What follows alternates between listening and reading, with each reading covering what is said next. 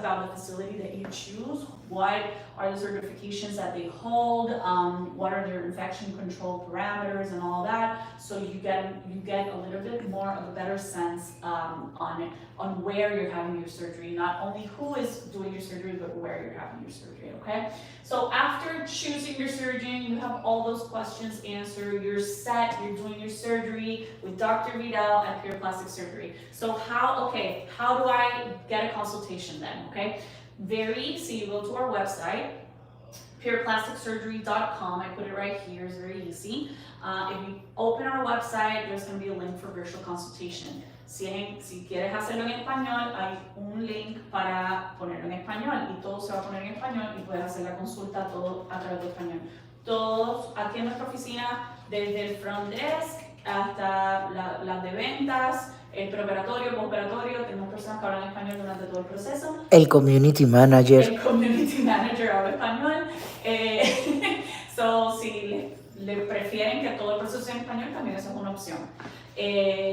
So you go there, the virtual consultation. I have a lot of patients that are like, but I'm local, or I prefer to see you during my consultation. You still do this process first, so I can evaluate your case and determine if you're a good candidate, okay? One of the things that I ask you during this process, what surgery you're interested in, your medical history, age, medical history regarding any conditions, medications, surgeries you've had, and I ask you for 3 pictures. The pictures are so important. These pictures are gonna help me assess the area that you want. So if you're interested in the tummy tuck, I want to see the entire belly, okay? If you send me a picture of your front with a bathing suit that covers the entire belly, then I can't assess that, right? So you want good lighting, you want to be a good distance. The angle of the camera, so if I'm evaluating the belly, the camera should be at the belly level, okay? If you're evaluating the breast, it should be at the level of the breast. And if you're evaluating the face,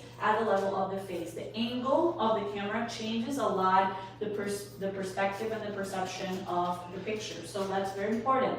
And the lighting, okay? So if you have windows, open those up. I want to see good lighting in the pictures. And at least 3 views, so one front.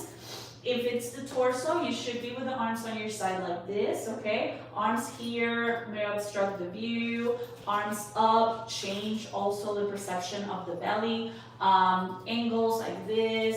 Selfies are no. Selfies I can't really evaluate, especially when you're going like this, the angle, everything changes. So either put a timer on your phone and put it in a so if you don't want someone seeing you naked and taking those pictures, put it a timer and put it in a table just in front of you, at least like 5 feet away, so you have good distance from the camera and just a good line in front, side, like an angle, 45 angle, and then a side view like 90 degree.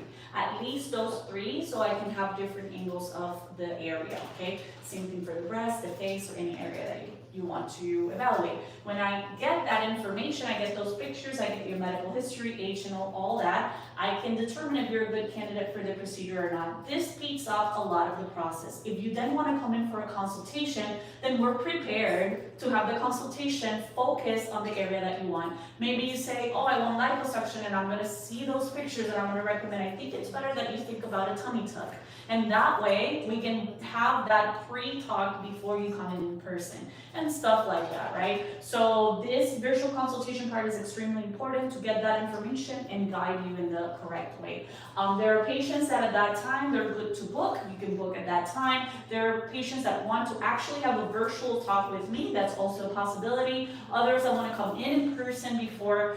That's also a possibility. So your coordinator will give you a call after I do the evaluation to let you know all these options, and then you decide what's best for you. So after you book your date, or let's say, when should I book my date? So timing, when. So if I'm thinking that I want surgery this year, when should I have the surgery? Several things are important to consider when you're choosing a date of surgery. One is you have to have time off, okay? This is surgery. So there are patients that are like, oh, I'm going to be back at work in 2 days. It's fine. I'm a strong cookie. I can do it. You need time to heal and recover. So you need to take time off of work, okay? If you're traveling from out of Miami, I'm going to ask you to be in Miami for at least a week. And in that time, you need